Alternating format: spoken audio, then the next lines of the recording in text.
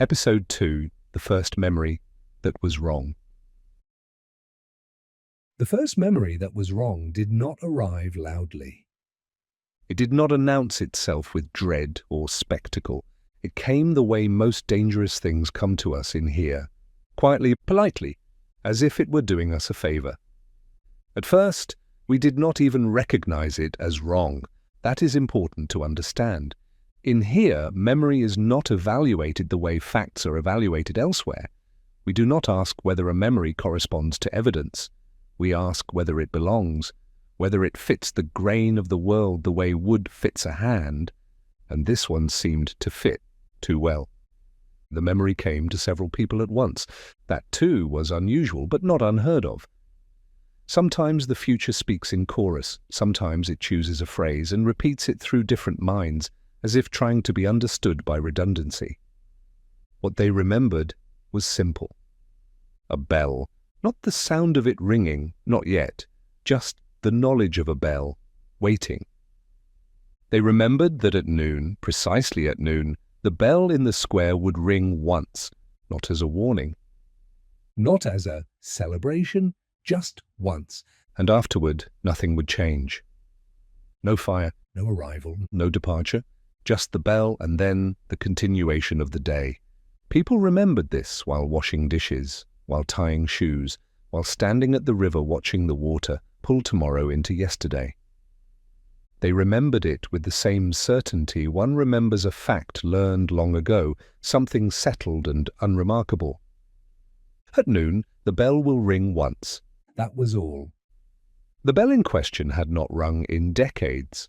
It hung in the tower at the center of the square, a structure older than most of our names. The tower had been built before, here learned how to listen properly, back when people still believed time could be forced into obedience by stone and metal. The bell was ceremonial now, symbolic, a relic. Children played beneath it without looking up. Birds nested in the cracks of the tower's walls. No one wound it. No one maintained it. But the memory said it would ring. And so, because we do not argue with memory, we prepared, not dramatically, not anxiously. Someone mentioned it at the market.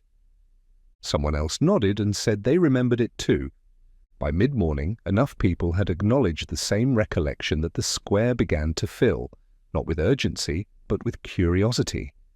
People stood in small groups, speaking softly as if waiting for something fragile. Some brought chairs. Some brought bread. A few brought nothing at all, trusting the memory the way one trusts gravity. I was there. I remember that clearly. Yes, that part is certain. I stood near the edge of the square, close enough to hear the tower's stone creak as it warmed in the sun. Near me was a woman named Alina.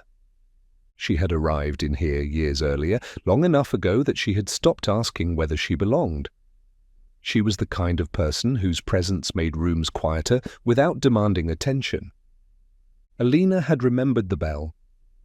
I knew this because she told me. It's strange, she said, folding her hands together as if to warm them, though the day was already hot. I don't remember hearing it. I remember the moment after. The silence. Silence can be loud, I said. She smiled faintly. This one isn't. We waited. Noon approached. You could feel it, not by the clocks, but by the way conversations began to taper, by the way bodies oriented themselves unconsciously toward the tower, like iron filings responding to a magnet. Children stopped running. Someone dropped a loaf of bread and did not bend to pick it up. Even the river, a few streets away, seemed to slow its speech. Then, nothing. No bell, no vibration in the air, no tremor in the stone. A minute passed. Someone laughed nervously. Another minute. The sun continued its indifferent climb. At 3 minutes past noon, a man cleared his throat loudly, as if breaking a spell. "Well," he said, "perhaps we remembered the wrong day." There was a murmur of agreement. a release of tension, a collective shrug that tried to pretend it had never been holding its breath. People began to disperse. Someone picked up the dropped bread. Someone else commented on the heat. The square returned gradually to its usual shape, except for Alina. She did not move. Her hands were still folded.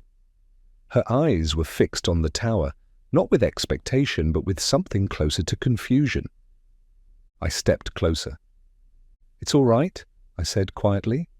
"Sometimes memories—" "No," she interrupted, not sharply, just firmly.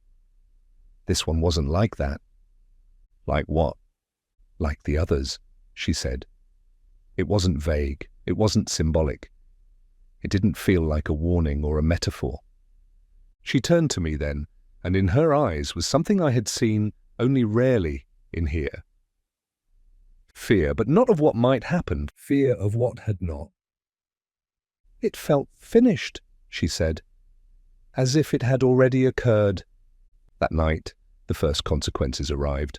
Not immediately, Not dramatically.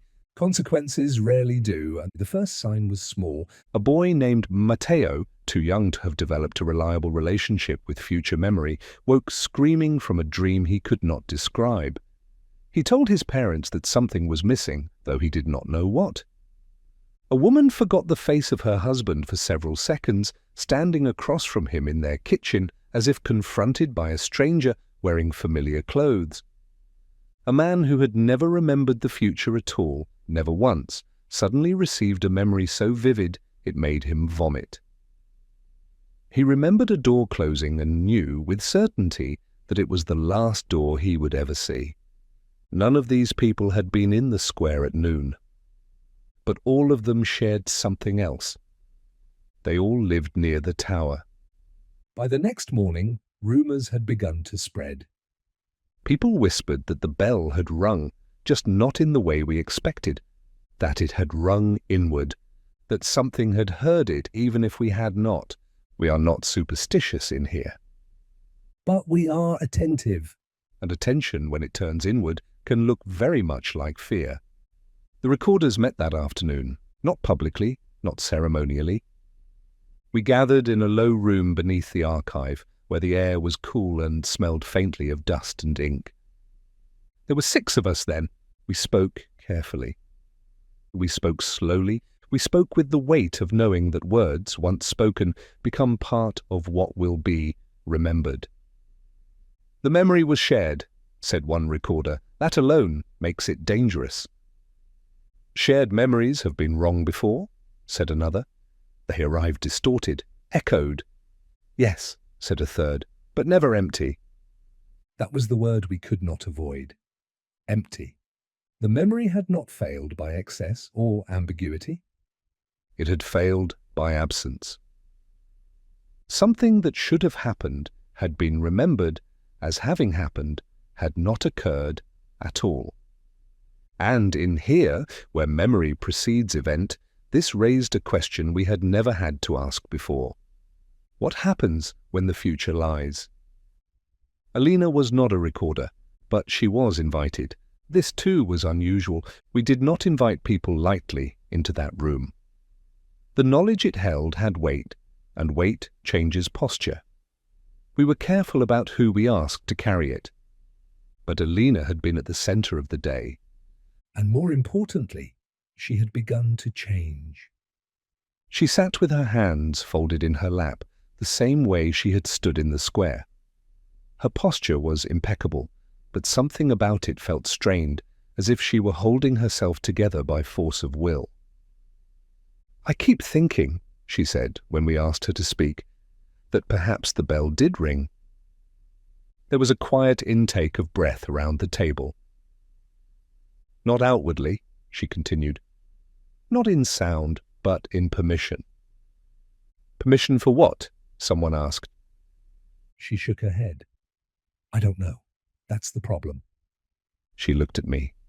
"When a memory arrives," she said, "it usually comes with context, with edges. This one feels like a hole, like something passed through and took part of the day with it." And you? I asked. What has changed for you? She hesitated. Then, I no longer remember tomorrow. Silence. In here, this was like saying, I no longer cast a shadow. You remember nothing? I asked. She nodded. I wake up and there is no pressure, no whisper, no taste of what is coming. Her voice did not shake. That frightened me more than if it had. I move through the day the way I imagine outsiders do. Blind. That word again. Blind. We had always spoken of outsiders gently, but now the word carried something sharper. Not judgment. Loss. It did not stop with Alina. Within days, others reported the same absence. Not everyone, not even many. But enough. People who had once received memories daily, small ones, ordinary ones, now found their minds eerily quiet. No warnings, no anticipations, no arrivals. At first, some of them rejoiced. They spoke of freedom, Of lightness. of relief from the burden of knowing. They laughed more easily. They made plans without hesitation. They spoke of the future as possibility instead of certainty. But then something else emerged. Without memory, the world felt louder, sharper. Pain arrived without preparation. Joy startled instead of warming. People began to flinch at ordinary moments. They startled at doors opening, at names spoken suddenly, at the touch of another hand. Because in here, memory had always softened the edges of experience. Now the edges cut. We called them the unremembered, not unkindly, not officially, just a word that emerged the way words do when there is no better one available. The unremembered walked differently. They hesitated before choices others made easily. They asked questions no one here had asked in generations. What if? How do you know? Why should I trust this feeling? They were not foolish questions, they were human ones. And that was the most unsettling thing of all. Some people began to avoid the unremembered, not out of cruelty, out of discomfort. They reminded us of something we had forgotten we once were. People who lived forward without rehearsal, people for whom life arrived unannounced. And worst of all, they reminded us that this might be contagious. That remembering the future was not a law of nature, but a condition. A condition that could fail. The tower was inspected, every inch of it. The bell was examined by hands that had not touched it in years. There were no cracks, no loosened supports, no signs of movement. It was exactly as it had been. Which, in its own way, was an answer. Whatever had happened at noon had not happened in the tower. It had happened in us. There is a story told quietly now in certain houses late at night. It is not written in the archive, it is not spoken by recorders. It is passed from person to person like a fragile object. The story says that the bell did ring. That it rang not to mark time, but to end an agreement.